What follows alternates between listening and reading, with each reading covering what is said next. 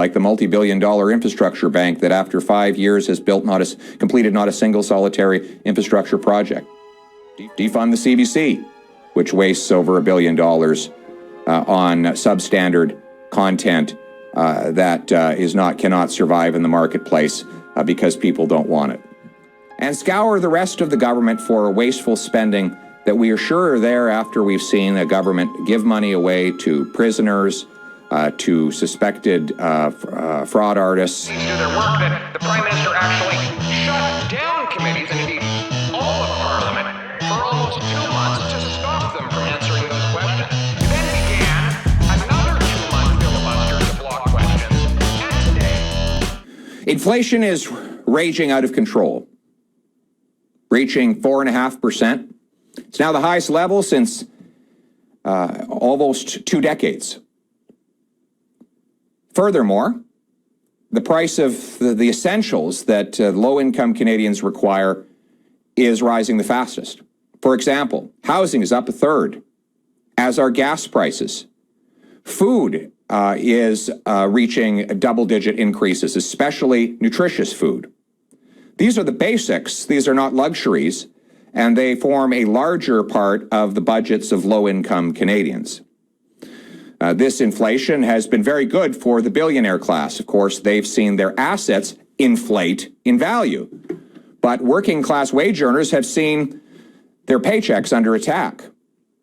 Just today, I published data from the Statistics Canada showing that inflation has risen 2.5 times faster than wages. That's a pay cut. Means your paycheck buys less as a result of things costing more. But it's no surprise. Canada is spending more and making less. More dollars chasing fewer goods and services means higher prices. Trudeau flooded our economy with $400 billion when he ran his monstrous deficit over the previous year. Now, of course, we had to spend in COVID, but we didn't have to have the biggest deficit in the G20. All the other G20 countries had COVID too. Nor did we have to pay people not to work when there was 500,000 vacant jobs and the economy was fully reopened. Or pay subsidies to companies that had enough money to pay out dividends to their shareholders and CEOs. Or send CERB checks to prisoners. Or send checks out even in cases where public servants openly suspected fraud. Nor do we have to go on spending uncontrollably with another $100 billion slush fund, unrelated to COVID and above and beyond previous core spending. Instead, we could simply get our spending back to normal pre-COVID levels and live within our means. But Trudeau has decided to do otherwise. He is spending money we don't have on what we do not need and printing it to pay for it.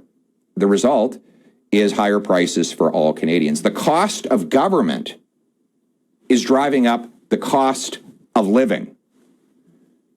And the very poor and the working class are suffering the most. It reminds us that there's nothing new except what is forgotten. This is the same old story.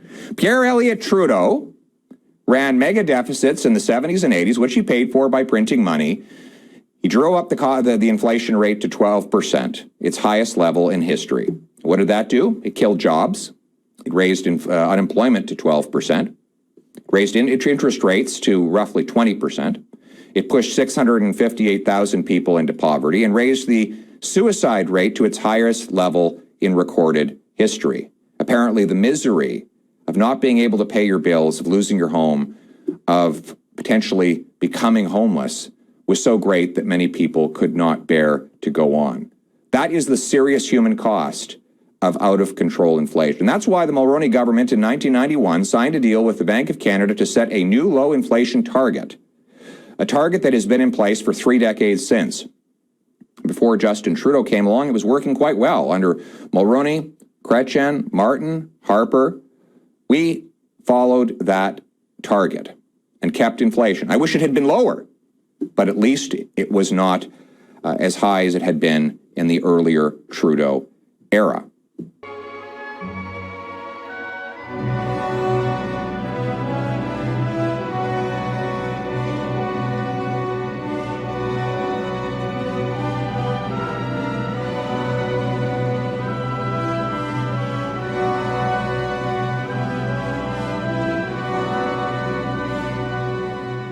immediately.